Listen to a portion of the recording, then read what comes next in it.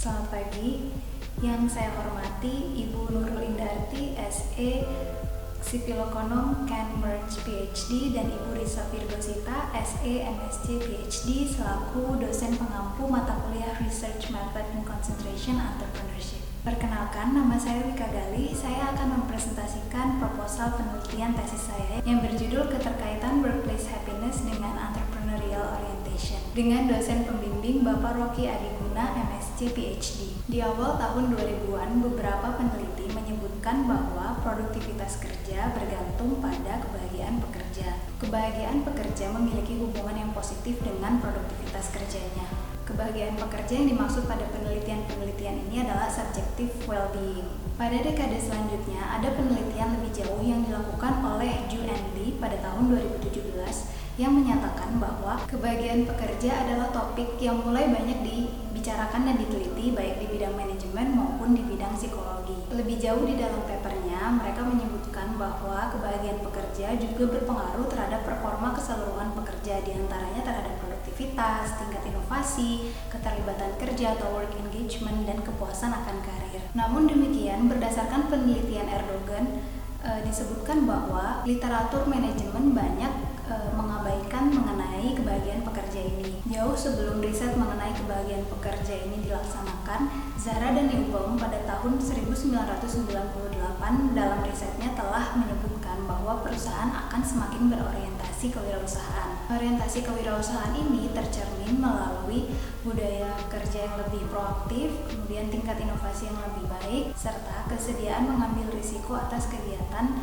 yang dilakukan oleh perusahaan. Sehingga dapat kita simpulkan bahwa orientasi kewirausahaan perusahaan ini memiliki 3 pilar utama. Yang pertama adalah innovativeness, yang kedua adalah proactiveness, dan yang terakhir adalah risk-taking.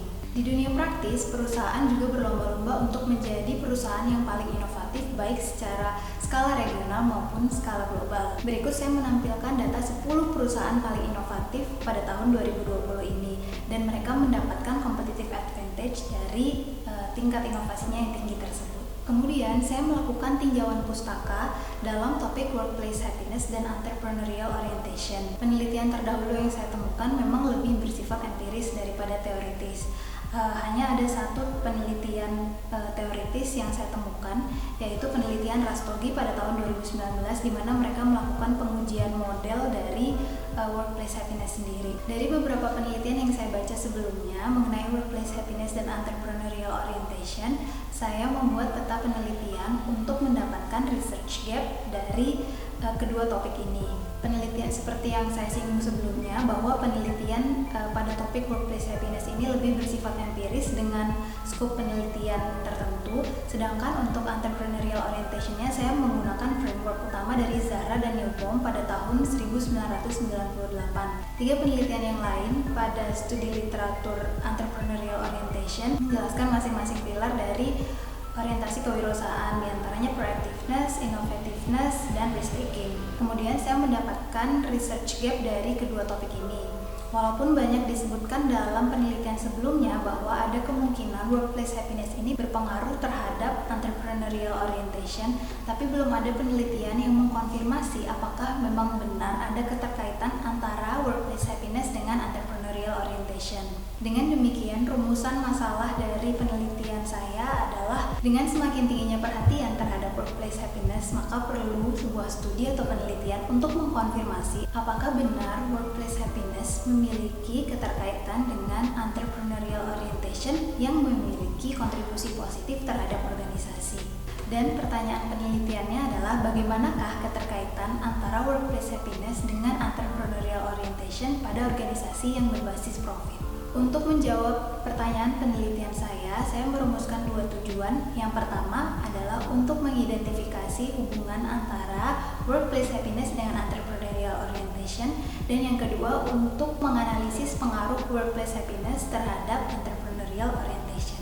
Ada 3 landasan teori yang akan saya gunakan pada penelitian kali ini. Yang pertama adalah subjective well-being sebagai framework yang mendasari penelitian mengenai workplace happiness.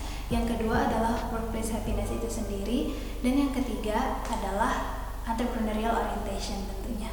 Adapun desain risetnya adalah sebagai berikut. penelitian ini merupakan applied research dengan kategori subject matter study. Yang kedua, penelitian ini adalah penelitian kuantitatif dengan single cross-sectional study. Artinya, penelitian ini dilakukan pada satu titik waktu tertentu. Dan yang terakhir, data yang digunakan dalam penelitian ini adalah data primer yang nantinya akan dikumpulkan sendiri oleh penulis dengan metode sampling non-probability convenience sampling. Adapun tahapan penelitian yang akan saya lakukan, saya kelompokkan menjadi 3 tahap. Yang pertama, bertujuan untuk menguji instrumen penelitian. Pada penelitian ini saya akan menggunakan kuesioner untuk mengumpulkan data. Jadi metode yang akan digunakan adalah uji validitas dan uji reliabilitas. Tahap ini akan menghasilkan luaran berupa instrumen penelitian yang valid dan reliable. Tahap yang kedua adalah tahap pengumpulan data, di mana instrumen kuesioner yang sudah diuji tadi akan disebarkan kepada responden yang sesuai dengan kriteria penelitian ini. Penyebaran kuesioner akan dilakukan melalui 2 metode. Yang pertama adalah metode daring dan yang kedua adalah metode luring. Tahapan yang ketiga atau tahap terakhir adalah tahap uji statistik atau analisis data.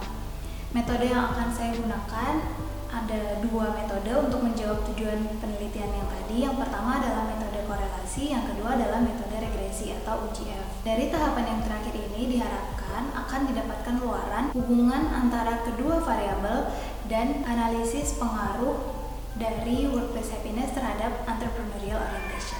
Adapun konstruk penelitian ini adalah sebagai berikut. Yang pertama, menganalisis hubungan antara workplace happiness dengan entrepreneurial orientation. Dan yang kedua, menganalisis pengaruh dari workplace happiness terhadap entrepreneurial orientation. Masing-masing variabel ini memiliki item atau konstruk pembentuk. Untuk workplace happiness sendiri memiliki 3 item atau konstruk pembentuk.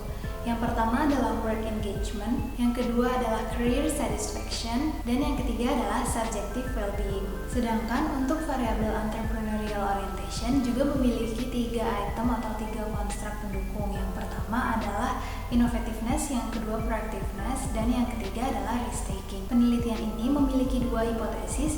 Yang pertama adalah workplace happiness dan entrepreneurial orientation memiliki keterkaitan, dan yang kedua adalah workplace happiness mempengaruhi entrepreneurial orientation. Adapun ruang lingkup penelitian ini diantaranya, yang pertama, penelitian hanya dilakukan kepada responden yang bekerja di perusahaan berbasis profit. Yang kedua, responden adalah pekerja di beberapa bidang industri yang telah ditentukan dengan rumpun fungsional komersil atau penjualan dan pemasaran. Yang ketiga, variabel diukur dengan persepsi individu.